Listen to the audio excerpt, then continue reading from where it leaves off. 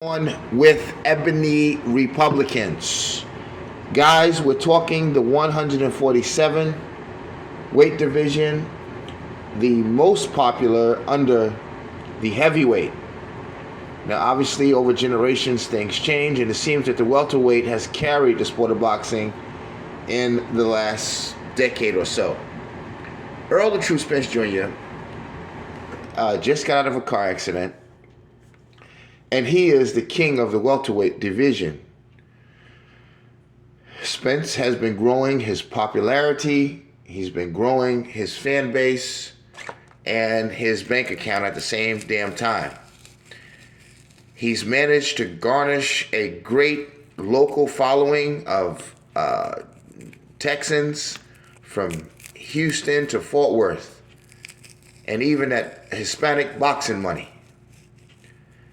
Spence is great friends with other great boxers such as Jamel Lyons Only Charlo, Gervonta Tank Davis, Frank Martin. It's a great squad, man. Pitbull Cruz, Virgil Ortiz. These guys in some ways are on the same label in many respects. Have a lot of respect for each other and at the top of the food chain. It seems to be cliques going on. Now, Errol Spence is holding a WBC, the WBA, and the IBF.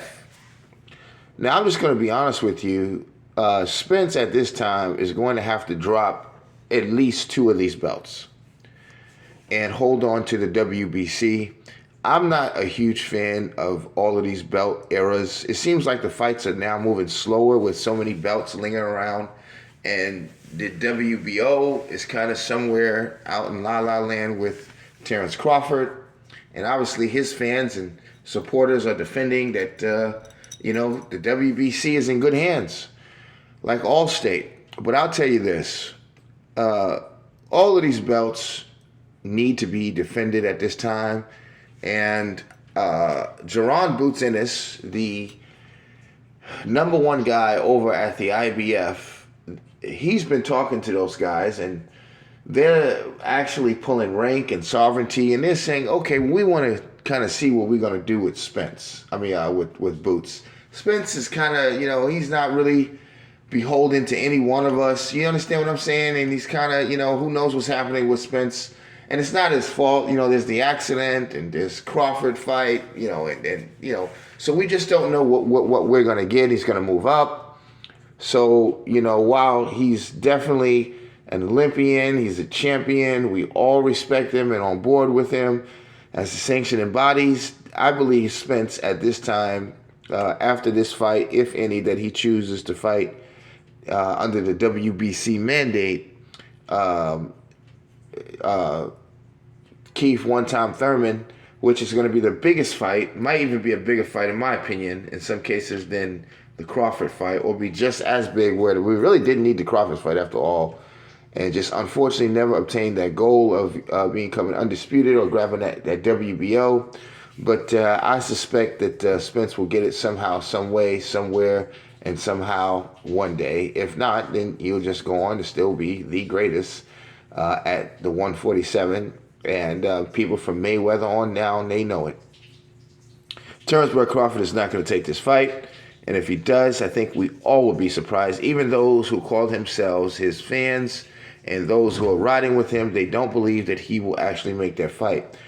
Errol Spence Jr. need to come up off of these other belts. And I support the Spence camp. But you need to come up off these belts. Let him go, brother. We ain't got time to be chasing all of these mandates and all this other kind of stuff. Brother, we got beautiful special skills, and we got to do special things in a special time and get some special money and get the hell out of this special sport. Okay, so I'm letting go the IBF, as I told you guys originally.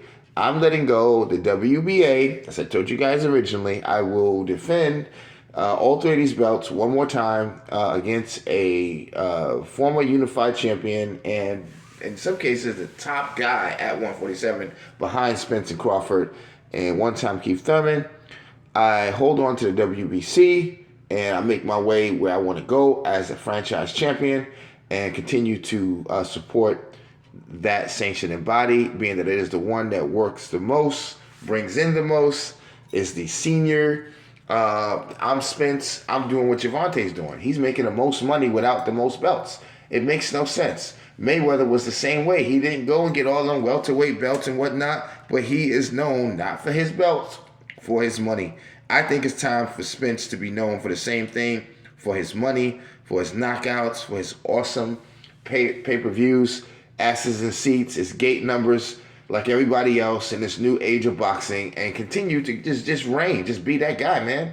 You know what I'm saying? And just call your shots for the rest of your career. And let them other guys get them belts, let them fight for it, let them chase them tails around looking for this and that, and spend another decade in boxing and all this other kind of stuff. But Spence becomes the WBC franchise champion, moves up to 154. Merry Christmas. That's the end of the story. Give Boots that WBF championship. You had it. You enjoyed it. You did good with it. I don't want you to lose to anybody else. If you're going to vacate it, fine. Give that belt to Spence, the Boots. You let him get that belt. And I guess Virgil try to get his hands on a WBA or whatever's going to happen over there. But let them belts go, Spence, and move forward. There's not much to talk about. Again, let those belts go and hold on to the WBC franchise championship and move up. And you still is that guy with all them belts. Still got your zero. You know, you are high in demand. You really don't need the belts now. You know what I'm saying? You at that level. It's basically you your own label now. You know, you don't need the same, training wheels that you needed. You still get the biggest fights.